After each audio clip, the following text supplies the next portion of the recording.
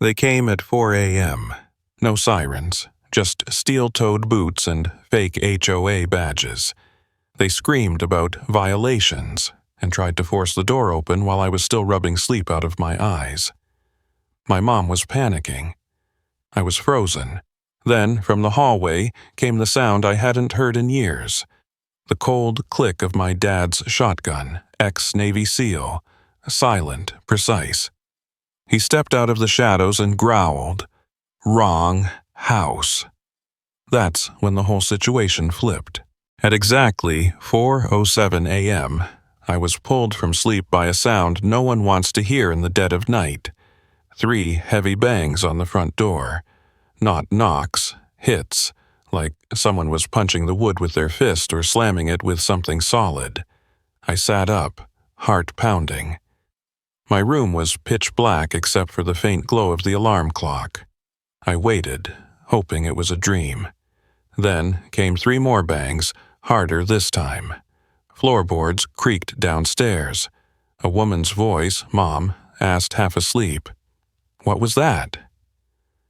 I climbed out of bed and crept to the window. A black SUV was idling in front of our house. Its engine rumbled low, headlights off. 3 figures stood at the porch, all in black tactical vests labeled HOA Enforcement. One of them held a clipboard. Another had a flashlight. The third was standing back, arms crossed, wearing mirrored sunglasses, in total darkness. They didn't knock again. This time, they yelled, "Step outside now. You're in violation of Section 14, non-compliant exterior modifications." That didn't make sense. Our house was freshly painted. No violations. No notices. And, most importantly, we weren't even part of the HOA. Never had been. From downstairs I heard my mom again, now fully awake. "Who is it?" No answer from outside, just more yelling. "Final warning before forced entry." Forced entry? At 4 in the morning over a mailbox? That's when I knew something was wrong. Really wrong. I slipped out of my room and crept down the hall. My bare feet barely made a sound on the hardwood. At the top of the stairs, I peeked around the corner. My mom stood near the kitchen, phone in hand, shaking. She looked at me and mouthed, "Call your dad." I didn't need to. He was already awake. He appeared at the far end of the hallway like a ghost. Barefoot, wearing a black shirt and boxers, eyes alert. His expression was flat, dead calm. In his hands, a short, matte black Remington 870 shotgun. No shaking, no hesitation. Just a man trained for 20 years to wake up this fast. He didn't say a word, just nodded once like, "Stay behind me." Downstairs, the porch creaked. One of the men tried the doorknob. It rattled, still locked. "Sir, this is your last warning. Step outside or we'll make entry." I felt my dad's body tense beside me. His finger moved off the trigger, rested along the guard. He took 2 steps down. The shotgun in his hands gleamed slightly as it caught a beam of moonlight through the blinds. Then came a sound I hadn't heard in years. Ch-chack. He racked the shotgun once. The sound echoed up the stairwell, metallic and final. It was the kind of sound that makes a person freeze. The kind that says, "You're done here." Down at the door, the man with the clipboard shouted again, but his voice cracked this time. "You're obstructing an enforcement action. We have full authority to—" My dad opened the hallway closet and pulled out a tactical flashlight, clicked it on, and moved like he was back in a combat zone. Smooth, low, silent. He didn't breathe loud, his muscles didn't twitch, he was just ready. Meanwhile, I moved to the kitchen and grabbed my phone. I dialed 911. The operator answered fast. 911, what's your emergency? 3 men pretending to be HOA officers are trying to break into our house, I whispered. They're armed. My dad's ex-military. He's armed too. "What's your address?" I gave it. She told me officers were already en route, 2 minutes out. "Tell your father not to fire unless fired upon." I hung up and ducked back behind the island. That's when I heard it. Crack. The door frame splintered. The lock popped, they were coming in, and my dad was waiting. The front door burst open with a snap of splintering wood. One hinge held, the other gave out. Cold air rushed into the hallway. 3 men stepped in, boots on hardwood, fast, aggressive. The first one had a holstered pistol hand resting near it like a threat. The second swept a flashlight across the room. The third stood back near the threshold, phone out, possibly recording, or looking for backup. They moved like they'd done this before. Not random punks, not drunk kids. This was practiced. But here's what they didn't know. My dad hasn't slept like normal people since Fallujah. He trained his body years ago to wake at the sound of gravel under boots. He can tell the difference between a dog bark and a command yell. His right ear sleeps open. His left hand rests near steel. He doesn't own pajamas, only base layers and black shirts. When he cleared that final step, he didn't yell. He didn't announce himself. He just stood there, center of the living room, shotgun low and steady, flashlight beam slicing across the intruders' chests. No shaking, no talking, just a silent, towering presence. The guy with the clipboard froze first. His eyes flicked down, saw the Remington, and his mouth started to move, but nothing came out. "Put your hands where I can see them," my dad said, voice low but sharp. "Now." The one with the flashlight didn't drop it, but he did stop moving. The third guy, phone still in hand, took a half step back toward the porch. Dad shifted his stance, left foot forward, weight distributed. Not like a homeowner, like an operator, ready to fire and reload without lifting his heel. "This house is not under HOA jurisdiction," he said. "You've made unlawful entry. That's breaking and entering with intent." Clipboard guy found his voice. We're just enforcing standards, sir. Section 14, mailbox non-compliance. That's all this is. At 4 a.m., wearing sidearms and tactical gear, try again." From behind the kitchen counter, I peeked and saw something terrifying. The guy on the left, the quiet one, had his hand moving toward his waistband. Dad saw it too. He shifted half an inch. "Last warning," Dad growled. "Don't." Flashlight guy made a mistake. He tried to speak, maybe to defuse it. Instead, he startled the clipboard guy, who jerked his hand. Boom! The sound shattered the room. Deafening. Thunder through drywall. Dad fired into the hardwood, right in front of their boots. Not a kill shot, a warning. A line drawn in gunpowder and heat. Clipboard guy screamed, dropped the clipboard. His knees buckled and he stumbled backward into the others. "Everyone on the ground, now!" They obeyed. No one spoke. No one moved. Outside, I heard sirens. The real cops were close. And Dad? Still standing, finger steady along the trigger guard, ready for round 2 if they tried anything else. The shotgun blast still echoed through the walls. Plaster dust floated in the flashlight beams. The hardwood floor was chipped and smoking where the buckshot tore through just inches in front of the intruders. The lead guy, clipboard, was on his back, breathing hard, hands raised like he was waiting to be executed. The flashlight guy froze mid-step, arms stiff at his sides.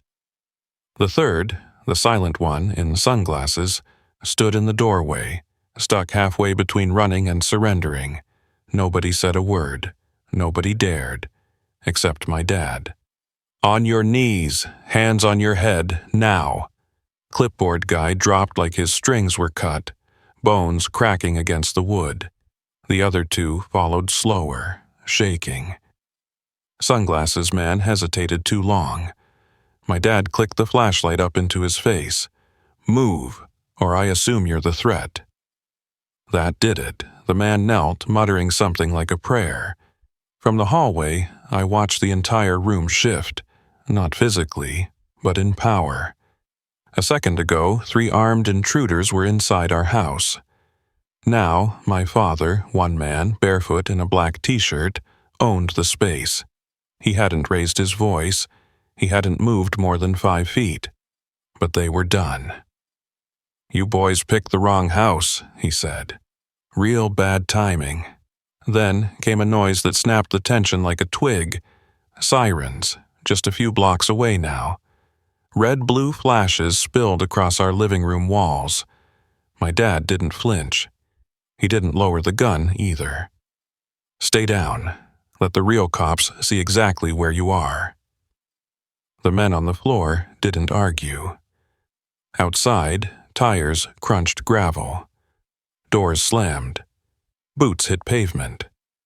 3 sheriff's deputies stormed in, weapons drawn.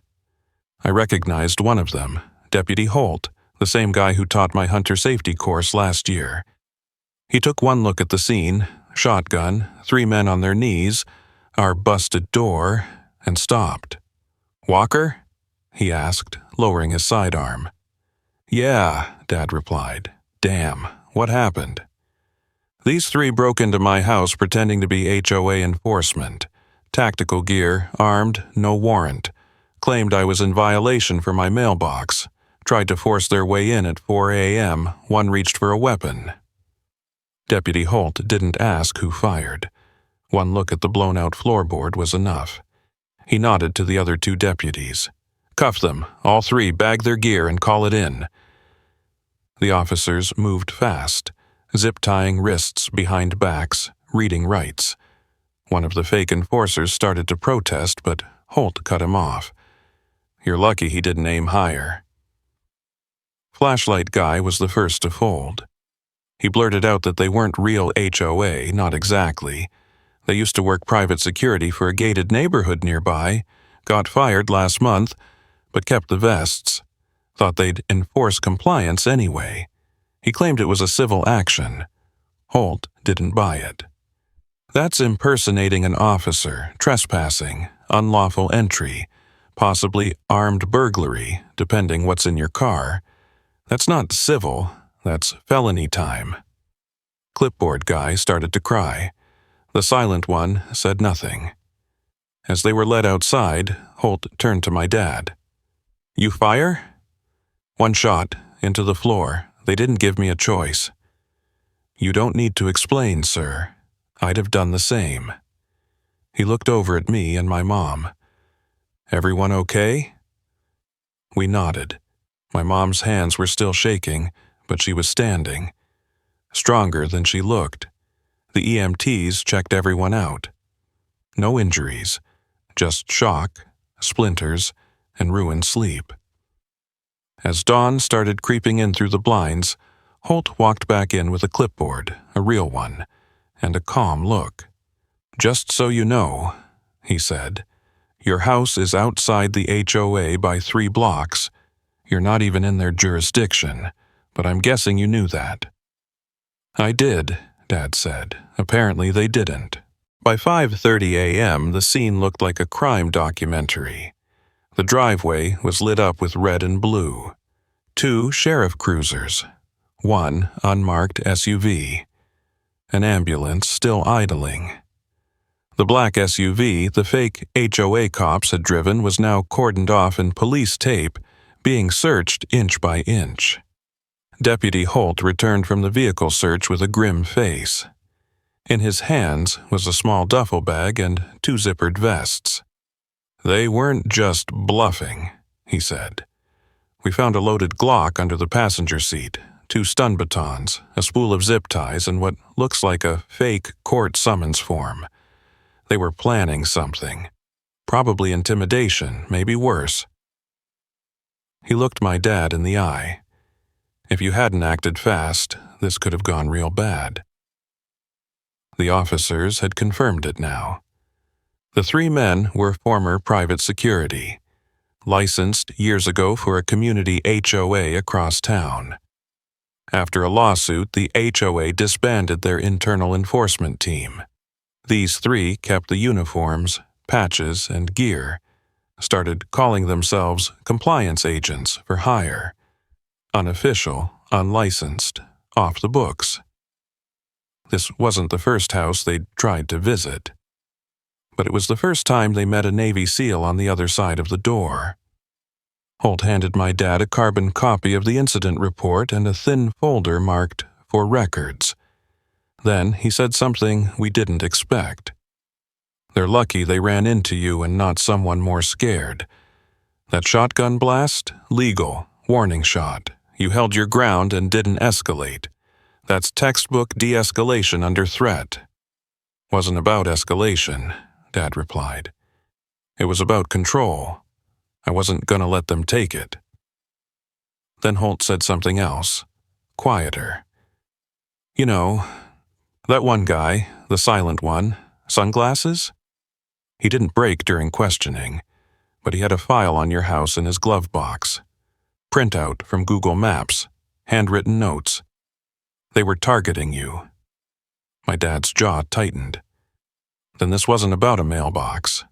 "No," Holt said. "I think it was about your service record. Maybe someone you embarrassed in the past. We'll find out."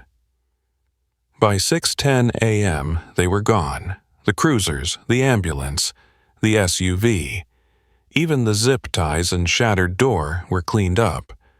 Deputies left us with a temporary security detail, a young cop named Rivera, posted in his car down the block. Sunlight had broken over the trees. My mom made coffee without speaking. I sat at the kitchen table, still wired. Dad stood in the living room where it had all happened. No shirt, no boots, just his black t-shirt and the smell of gun oil faint in the air. He stared at the broken door frame like he was back in a different country, a different time. Then he finally spoke. "This house isn't just where we live," he said. "It's where I protect what matters. No one walks through my door without understanding that first." He walked back down the hallway and set the shotgun on the workbench to clean it, like it was just another morning.